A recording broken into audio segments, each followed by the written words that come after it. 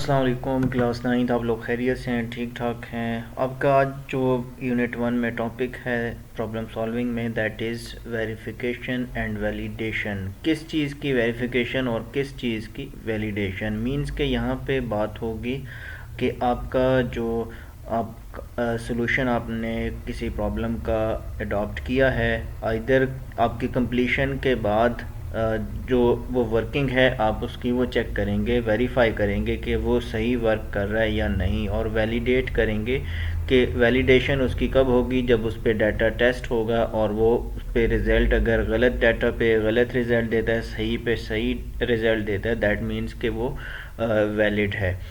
तो वेरिफिकेशन यहाँ पे as written over here paragraph में आप देखें तो वेरिफिकेशन का मतलब है कि ये टेस्ट करना कि सॉल्यूशन जो आपकी प्रॉब्लम का है वो एक्चुअली वर्क कर रहा है फॉर द सेम प्रॉब्लम। उसी प्रॉब्लम को सॉल्व करने के आपको उसमें जो चीज़ एट द एंड आउटपुट आ रही है, वही चीज़ आ रही है जो आपको रिक्वायर्ड थी, उस वही आउटपुट आपको दे रहा है उसी इनपुट पे काम करते हुए जो आपकी रिक्वायरमेंट थी। अगर तो ये ठीक है तो ये आप इसको कहते हैं कि ये वेरीफाई हो गया है, ये वेरिफिकेशन कहलाती है।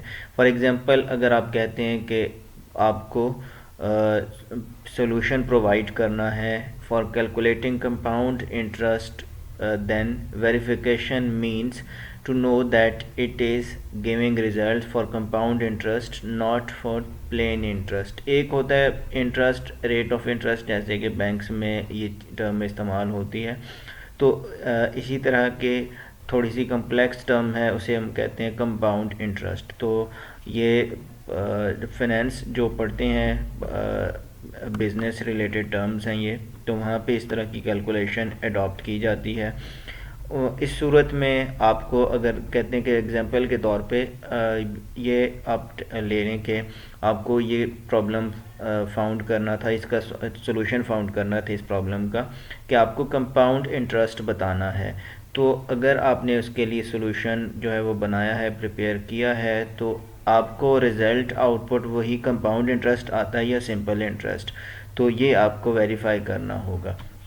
इसके बाद आ जाती है वैलिडेशन। वैलिडेशन का मतलब है कि सॉल्यूशन करेक्ट है या नहीं। वेरिफिकेशन आप ये कर रहे थे कि वही प्रॉब्लम जो आप सॉल्व कर रहे थे उसके सॉल्यूशन के बाद वही आपको उसी प्रॉब्लम का सॉल्यूशन है या नहीं, ये आप वेरीफाई करते हैं। वैलिडेशन का मतलब है कि आप उसको टेस्ट करते हैं कि उसका जो सॉल्यूशन आता है, जो आउटपुट आती है, वो करेक्ट आती है या नहीं। For example if you are asked to give solution for calculating compound interest, then validation means to know whether it is finding correct compound interest और नॉट।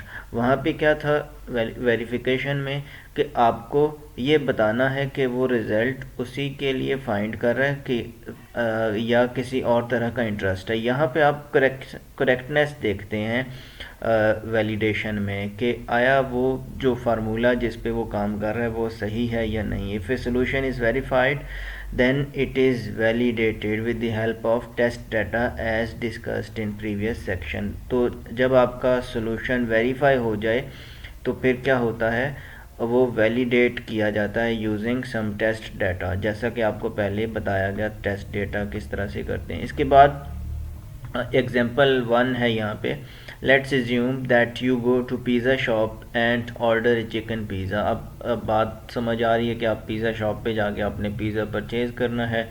इसके बाद क्या होगा, आपको स्टेटमेंट जो आपकी you state your requirement that it should be less spicy. आप अपना जो बताते हैं कि कैसा होना चाहिए जी, बहुत ज़्यादा कोई मिर्च मसाले वाला नहीं होना चाहिए, और you also expect that it would taste good, और उसका टेस्ट अच्छा होगा, ये भी आप एक्सपेक्ट कर रहे हैं।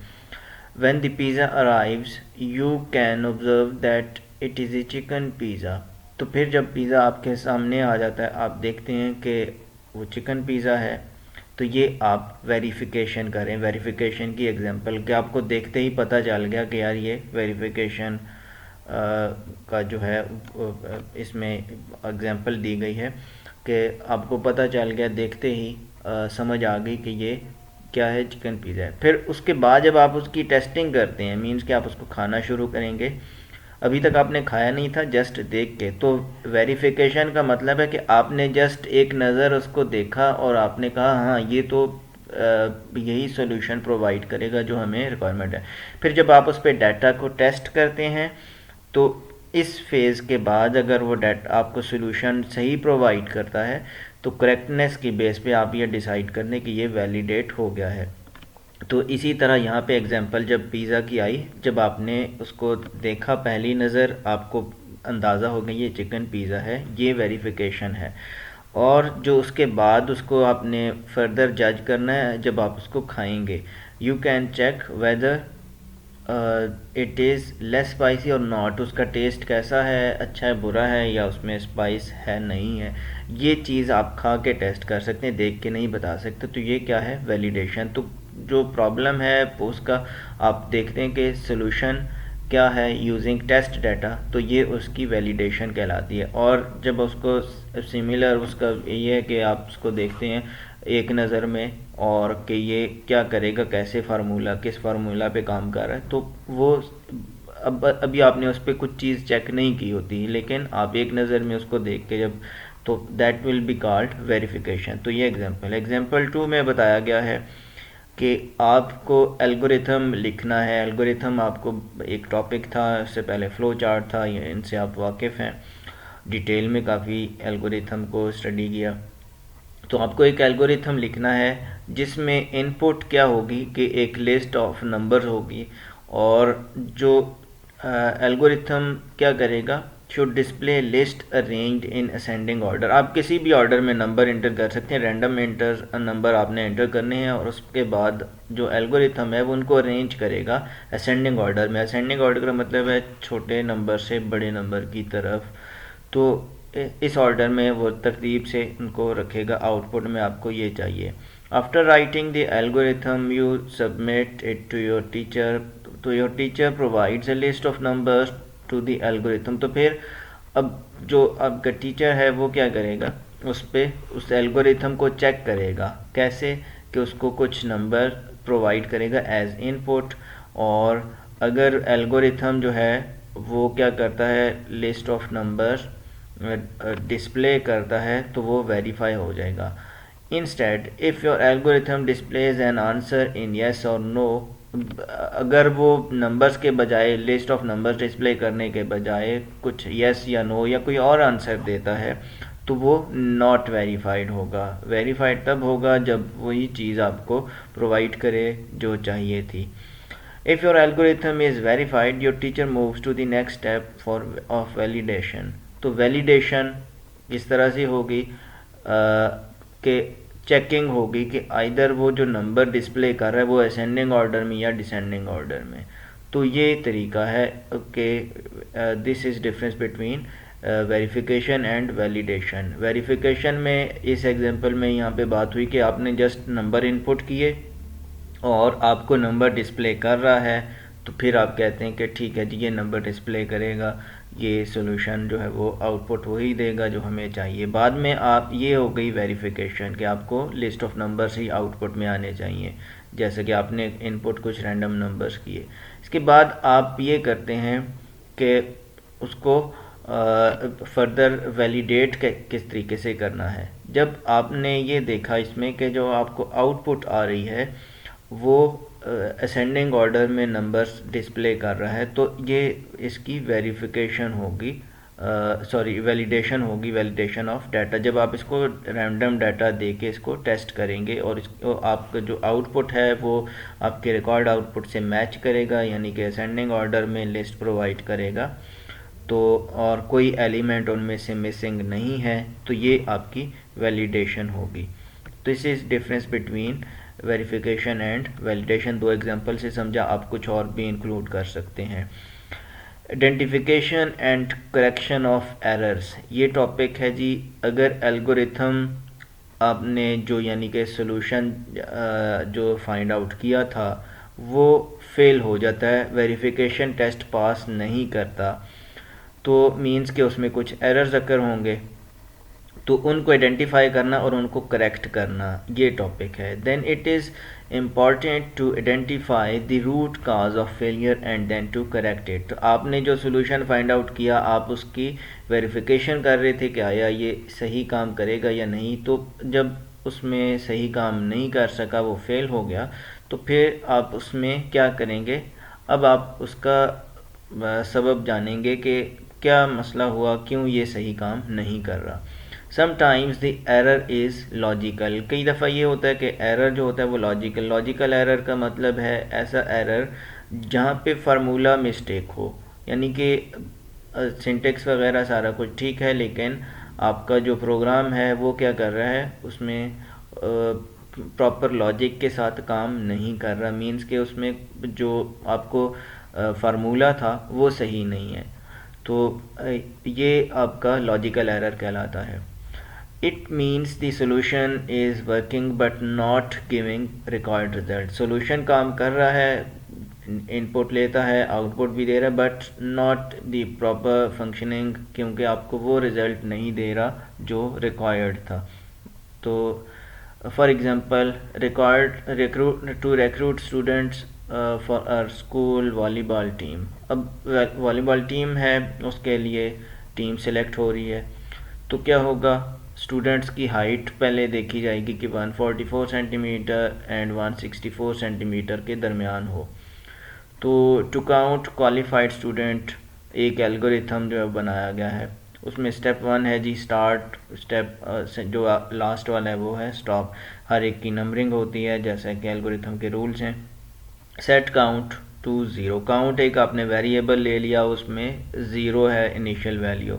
सेट ऑल हाइट्स टू, तमाम जो हाइट्स हैं वो कितनी होनी चाहिए जी, आपने 154, 140, 155 और ये तमाम रैंडम हाइट्स हैं जो आपने इसमें इंटर की। For each height in the list all Heights, तो हर एक हाइट जो कि इस लिस्ट में मौजूद है, अगर हाइट 144 से बड़ी है और 164 से लेस देन है या उसके बराबर है, तो क्या होगा, set the count to count plus 1। तो फिर क्या होगा, एक एंट्री जो है वो इसमें इजाफा हो जाएगा, काउंट की वैल्यू जो है वो उसमें एक जमा हो जाएगा और आउटपुट आपको क्या मिलेगा, count.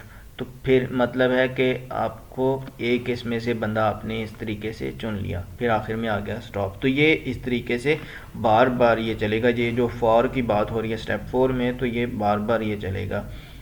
The above algorithm works but does not count all students. तो कहते हैं इसमें एक फ़र्क है, प्रॉपर फंक्शन ये नहीं करेगा, तमाम स्टूडेंट्स को काउंट नहीं करेगा। There is a deliberate error on step 5। Step 5 पे एक चीज़ जो है वो एरर है, वो क्या है, the symbol greater than has been used instead of greater than equal to. अब देखें ना, यहाँ पे आपको एरर नज़र आ रहा है इस जगह पे, वो क्या है कि ग्रेटर देन और इक्वल टू होना चाहिए था, लेकिन 144 को तो वो काउंट ही नहीं करेगा, इसको इंक्लूड ही नहीं करेगा, क्योंकि यहाँ पे क्या है 144 से बड़ी वैल्यू आपने रख दी है। तो ये लॉजिकल मिस्टेक है, फार्मूला मिस्टेक है। So the students having height 144 will not be counted, उनको काउंट ही नहीं करेगा। This is logical error, we can identify this type of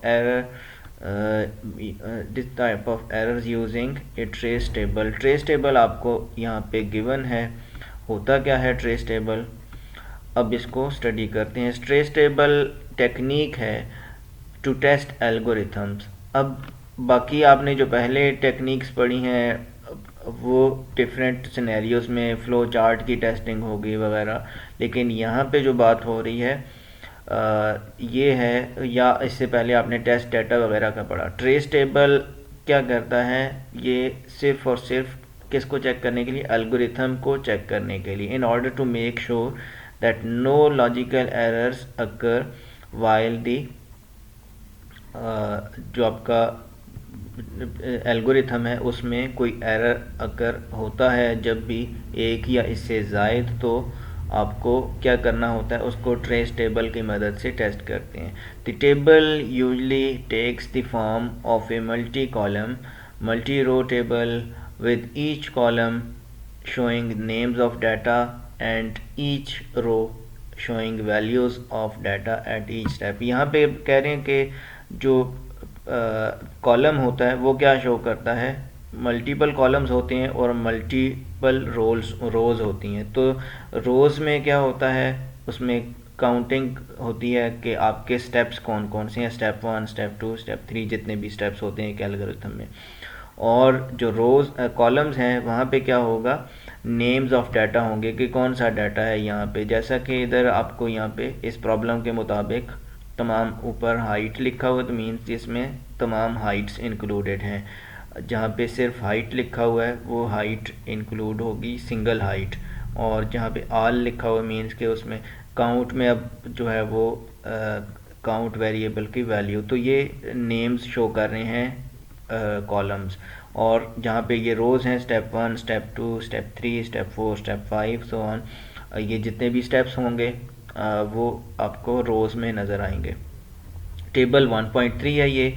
और ये क्या करता है, ये ट्रेस टेबल है जो एल्गोरिथम आपको प्रॉब्लम अभी बताई गई ऊपर एग्जांपल के तौर पे, जहाँ पे लॉजिकल एरर था उसको क्या कर रही है, इलिस्ट्रेट कर रही है, उसको चेक करने के लिए। The black means there is no change, जहाँ पे आपको खाली जगह नज़र आ रही है ये, जैसा कि यहाँ पे मतलब है कि इस जगह पे कोई भी चेंज नहीं आ रहा, एल्गोरिथम में कोई भी चेंज नहीं आ रहा और इस स्टेप में कोई भी चेंज नहीं आ रहा। लेकिन जहाँ पे ये डैश है आपको नज़र आ रही है, हाइफन नज़र आ रहा है, means that A value is not concerned. यहाँ पे जो वैल्यू है वो कंसर्न्ड वैल्यू नहीं है, यानी कि उसका कोई ताल्लुक नहीं है इस जगह पे, उसका एक्चुअल जो सिनेरियो है उसके मुताबिक उसका कोई उसकी ज़रूरत नहीं है, या आप क्या कह सकते हैं उसको। In following table step 1 has no effect on data. जैसा कि यहाँ पे बताया गया कि नॉट कंसर्न का मतलब है कि इसका कोई इफ़ेक्ट नहीं होगा डाटा पे, यानी कि यहाँ पे जो वैल्यू थी जो डाटा की स्टेप 1 में, उसका कोई इफ़ेक्ट वो नहीं कर रहा किसी तरीके से जो यहाँ पे सिचुएशन थी। स्टेप 2 में जैसा कि स्टेप 1 में क्या लिखा हुआ था, स्टार्ट लिखा हुआ था ना, तो स्टार्ट का कोई इम्पैक्ट नहीं है, जस्ट वो स्टार्टिंग शो कर रहे हैं एल्गोरिथम। स्टेप 2 में काउंट की वैल्यू 0 बताई गई थी, तो यहाँ पे भी कोई उसका इफ़ेक्ट नहीं है, यानी कि आपके डाटा पे कोई इफ़ेक्ट नहीं हो रहा। फिर आ गया स्टेप 3, ऑल हाइट्स इंट्रोड्यूस होती रही हैं यहाँ पे, तो इसका भी एज सच कोई इम्पैक्ट नहीं है, तो यहाँ पे इधर कुछ भी नहीं लिखा हुआ। स्टेप 4 में जाके क्या होता है, there is no change in both count and all heights but the data 154 is stored in height. तो स्टेप 4 में क्या होगा, यहाँ पे कोई और चीज़ चेंज नहीं हो रही, जस्ट वो जब स्टार्टिंग हुई तो पहली दफ़ा वो देखेगा कि जो फर्स्ट वैल्यू है उसको चेक करेगा। अगर तो वो ऑल हाइट में जो वैल्यू है वो 150 144 या 164 था, उसके दरमियान 162 था, उसके दरमियान है, तो क्या होगा, ये इसको वैलिड करार दे देगा और उस हाइट को सेलेक्ट कर लेगा, तो वो वैल्यू यहाँ पे आ जाएगी, वो हाइट में स्टोर हो गई। इट इज़ कंपेयर, अच्छा सॉरी, यहाँ पे हाइट जो है वो पहली हाइट जो है इसको ले लेगा, इसमें वेरिएबल में ले लेगा हाइट में, ठीक है। First height will be stored, height में आपने कंपेयर करनी थी तमाम को उस जो आपने लॉजिक बनाई है उसके मुताबिक, तो पहले उसको हाइट के वेरिएबल में फर्स्ट हाइट जो अवेलेबल है that will be stored in step 4। Step 5 में उसका कंपैरिजन होगा, it is compared in step 5। Step 5 में कंपैरिजन हो रहा है, दैट विल बी कि इधर काउंट 1 हो गया और ये फर्स्ट आइट्रेशन है, the value in the count is updated, ठीक है। यहाँ पे फर्स्ट उसकी काउंट जो है उसमें वैल्यू अपडेट हो गई, यानी कि उसमें एक प्लस हो गया, जब ये आइट्रेशन मुकम्मल हुई, 0 वाली मुकम्मल हुई तो एक जमा हो गया उसमें। If data is in given range, तो कब ये यहाँ पे काउंट तब होगा जब एक वैल्यू जो है उसमें क्या होगा, इनमें से ये टोटल कितनी है, इनमें से हर एक को चेक करेगा। तो फर्स्ट वैल्यू ये उसके मुताबिक थी 1, जो आपने रेंज बताई थी 144 और 162 या 164, उसमें उस रेंज में लाई कर दी है, तो ये अकॉर्डिंग टू कंडीशन ये वैल्यू सेलेक्ट हो गई तो काउंट में 1 जमा हो जाएगा, अदरवाइज़ नहीं होगा। अगर तो यहाँ पे ये जो आपका है इसमें इस रेंज में नहीं आता तो फिर इसको छोड़ देगा। And the value in count is updated if data is in given ranges के मुताबिक ये बता रहे हैं कि रेंज जो है उसमें अगर कोई डाटा लाई करता है, हाइट जो है वो लाई करती है, तो तभी क्या होगा, काउंट में 1 का इजाफा होगा। इसके बाद step 4 and 5 are repeated for each. तो फिर ये मैंने जैसा कि बताया था स्टेप 4 और 5 जो हैं वो रिपीट होते रहेंगे, तब तक रिपीट होंगे जब तक आपका ये सारी चीज़ें चेक नहीं हो जाती, ठीक है। इसके मुताबिक आखिर तक ये 143 तक ये जितनी भी हैं 1 2 3 4 5 6 7 8 वैल्यूज़ हैं, इन तमाम को चेक करता रहेगा जब तक ये एंड नहीं हो जाती, तब तक स्टेप 4 और 5 रिपीट होते रहेंगे। और टोटल आपका काउंट वहाँ पे ये काउंट में 1 का इजाफा होगा जहाँ पे आपके जो वैल्यू है वो उसके मुताबिक आ जाती है, ठीक है। तो that will be trace table इस तरीके से काम करेगा। इसके बाद आ जाती है using invalid data for testing. तो अब एल्गोरिथम को एक और तरीके से चेक किया जाता है। पहले आप उसको टेस्ट कर रहे थे यूजिंग ट्रेस टेबल, दूसरा तरीका है testing an algorithm using invalid data ensures that algorithm can gracefully handle unexpected data inputs. अब आप अगर गलत डाटा पे एल्गोरिथम को टेस्ट कर रहे हैं, इनवैलिड डाटा पे, तो इसका ये श्योरिटी होगी, इसकी वजह से ये आपको इंश्योर करेगा कि जो आपका एल्गोरिथम है उसमें फ्लेक्सिबिलिटी है और वो क्या कर सकता है, जो किसी तरह के एरर्स आते हैं इनपुट में, अनएक्सपेक्टेड डाटा जो आता है, इनवैलिड डाटा आता है इन केस, तो उसको हैंडल कर सकेगा। If an algorithm requires your age, for example अगर आपकी एज रिक्वायर्ड है, एक एल्गोरिथम आपसे इनपुट के तौर पे आपकी एज पूछ रहा है और नंबर ऑफ डेज आपने बताने हैं, but you give date of birth as input, लेकिन आप क्या करें, आपको नंबर ऑफ डेज नहीं पता, तो आप क्या करते हैं, डेट ऑफ बर्थ बता देते हैं as input. Then the algorithm may not work properly, क्योंकि उसको तो नंबर ऑफ डेज चाहिए।